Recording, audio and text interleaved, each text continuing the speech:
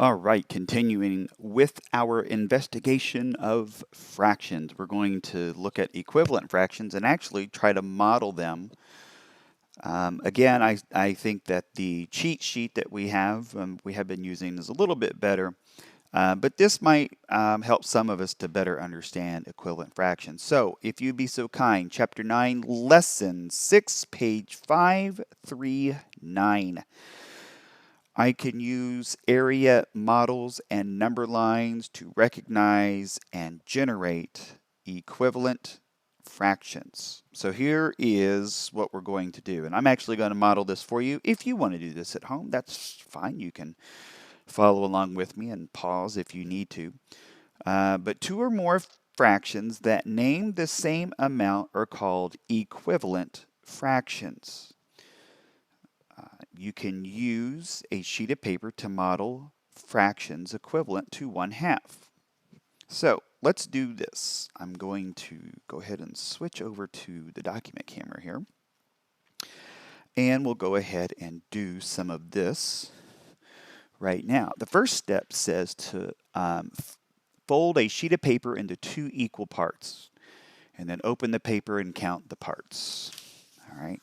So if I am going to fold this right here, all right, I have 2 equal parts. All right, and each part is 1/2 of the paper. So coming back to right here, we should have this right here, 2 equal parts. Each part is 1/2. Shade one of the halves and write 1/2 on each of the halves. So let's come on back here. And we're going to go ahead and write 1/2 and 1/2. All right. And we'll go ahead and get this colored. Bang, just like that. Look at that great coloring job. That was quick too. All right, so now the next part that we need to take a look at, it says next fold the paper in half 2 times. Open the paper. Now there are blank equal parts. Each part is blank of the paper. So let's come on back to here. So here is folding it once. Here is folding it twice.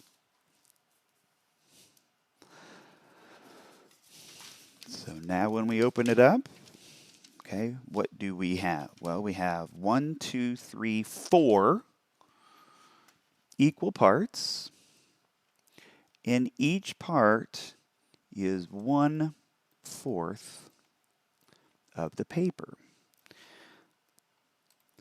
All right, and then we are going to write 1/4 on each of the sides. Okay, I'm actually going to have you write this in a somewhat unique place here so that we can make sure that this works. So we'll go 1/4, 1/4, 1/4, and 1/4. Okay, so we can see here that 1/2 is equal to these two, so 2/4, 1/4, and then another is 2/4. All right, let's come back up here, and I think just what we said right there. Look at the shaded parts. 1/2 is equal to 2/4. And then finally, fold the paper in half 3 times. All right, so let's see what we get. So let's switch on over back to here. There's 1 time, there's 2 times, and 3 times. let's really make sure we get those creases in there. Okay, and now we have, and it may be a little difficult to see, and you know what we can do? Let's see if we can't get maybe this to bleed a little bit on to the front with the marker here. All right, so I drew those lines right here, somewhat straight, so that we can kind of see here on this side. Ooh, I was not very straight right there, but I think we'll get the point across here. That now what we have, there are 1, 2, 3, 4, 5, 6, 7, 8 equal pieces, and each part is 1/8 of the paper. All right. So as we get this right in here, then we're going to write 1/8 on each of the eighths. So we'll come back here. And again, I'm going to write this in a unique place here so we can see how it all works. So 1/8, 1/8, 1/8, 1/8, 1/8. There we go. All right, so we have 1, 2, 3, 4, 5, 6, 7, 8. All right, so 1/2 was the same as 2/4, which is also the same as 1, 2, 3, 4 eighths. All right, all three of those name this shaded part of the paper. Okay, so 1/2, 2/4, and 4/8 are equivalent. All right, so let's move along right here and see what we can figure out. Explain how many eighth parts are equivalent to one of the fourth parts on your paper.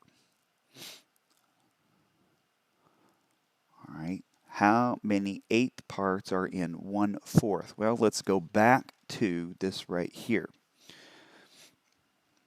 Okay, and if we were to have the 1/4, and remember the 1/4 was this whole area right up here. All right, this was 1/4, and we can go ahead and just mark out. All right, how many fourths? 1/4. How many eighths? Okay, so we have 1/4, which is equal to 2/8. So coming up here, we might write something along the lines of, let's see here, there are 2 1/8 parts, and you'll see what I'm doing here in just a second. In 1/4 part. All right, so there are 2 1/8 parts in 1/4 part. So 2/8 is equal to 1/4. What do you notice about the numerators change, or how the numerators change from the shaded part as you folded the paper? All right, so when we folded this paper, first we went 1/2, 1/4, and then 1/8. So what do we notice? The numerators,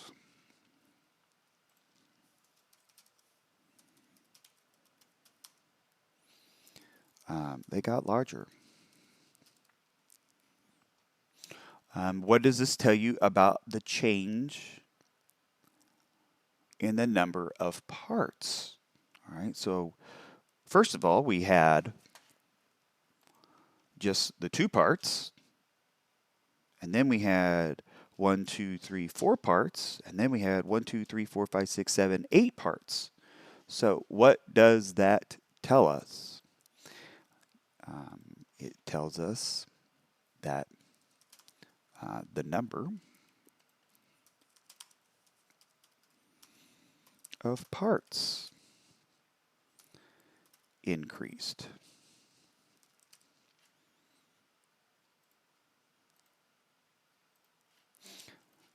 Okay, let's get a period at the end of this sentence here. And then how did the denominators change for the shaded parts as they folded? Okay, well, they doubled.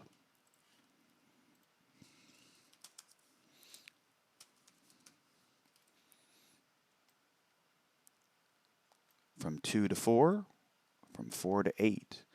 So what does this tell you about the change in the size of the parts? Well, as the denominators got larger, what that means is the size of the parts got smaller.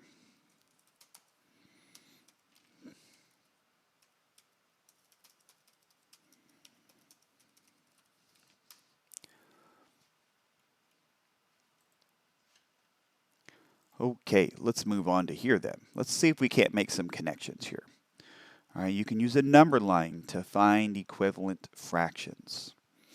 All right, find an equivalent fraction to 2/3. All right, we'll kind of do our own little fraction strip right here. I'll show you again how to do it on this, and then we'll jump on over to our cheat sheet and see if it makes some sense there. So all we're going to do right now when we go from 3 to 6, we're doubling it, but we're also going in halves. We're taking this 1/3. All right, what happens when we take 1/3 and then we divide it by 2? We're going to half it. All right. So what happens is that we get sixths. Okay, right here and right there. So this one right here is 2/6.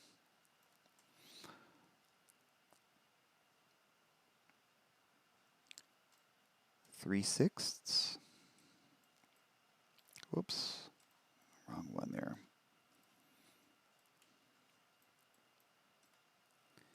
4/6. 5/6. And then 6/6.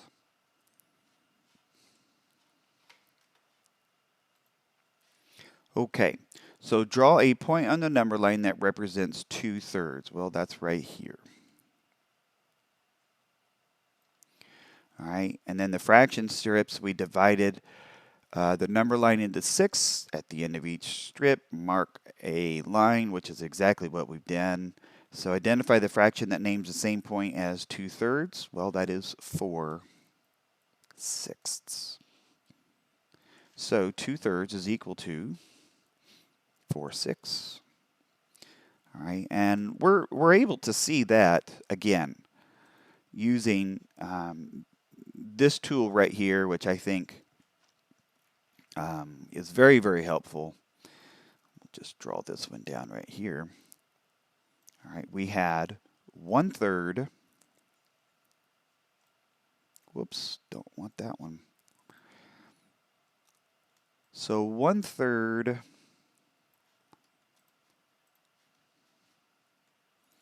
is the same as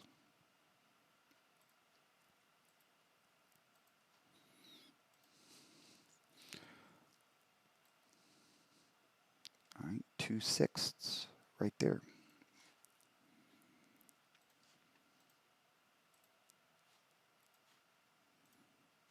And let's see if we can't get that color changed there.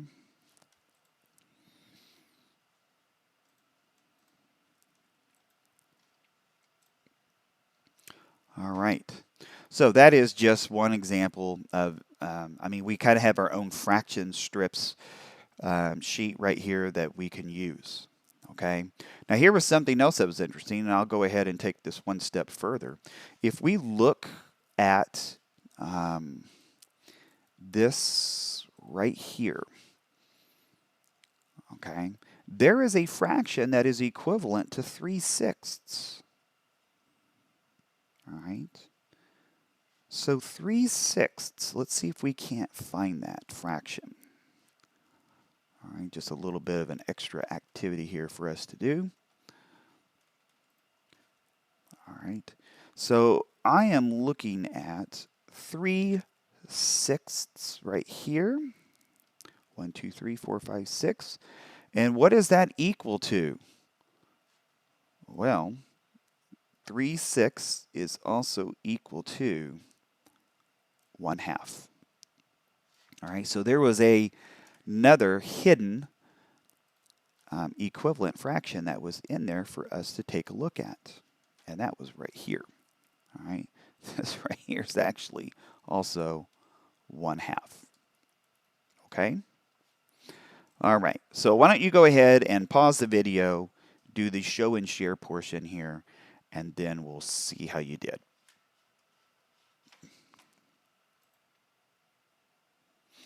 All right, so shade the model, divide the pieces to find the equivalent fraction. So let's go ahead and shade in 1/4 right here.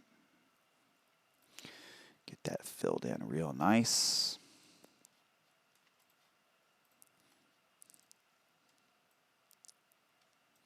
And then we need to turn this into 8ths. So we'll go ahead and just fold it over again. So 1/4 is equal to 1 and 2 of 2/8. All right, over here, let's go ahead and get 2/3 colored in. Let's make it so we can see through here. And then let's go ahead and divide this in half. Okay, so that we have 6ths. So how many of the 1, 2, 3, 4, 5, 6ths do we have that are shaded? That is 4. And then use the number line to find the equivalent fractions. 1/2, pardon the interruption with the bell, 1/2 is equal to 3/6. And then 3/4 is equal to 6/8. All right.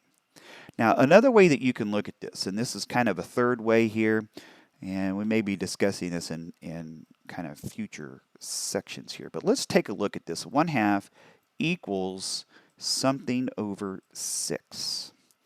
So as I go from here to here, all right, did I get larger or smaller? I got larger. So I'm going to multiply. So 2 times what number gives me 6? Well, that's 3. Well, what I do to the bottom, or what I do to one side of the fraction, I have to do to the other. So I'm going to multiply that by 3. All right, so 1 times 3 is 3. All right, let's do this one backwards. Let's say that we knew what 6/8 was, and we said, let's do this so it's over 4.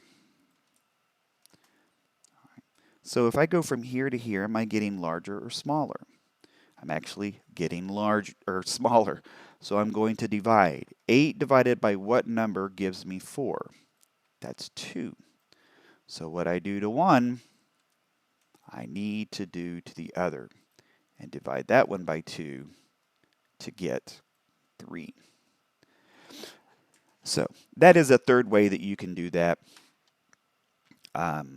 if you feel comfortable.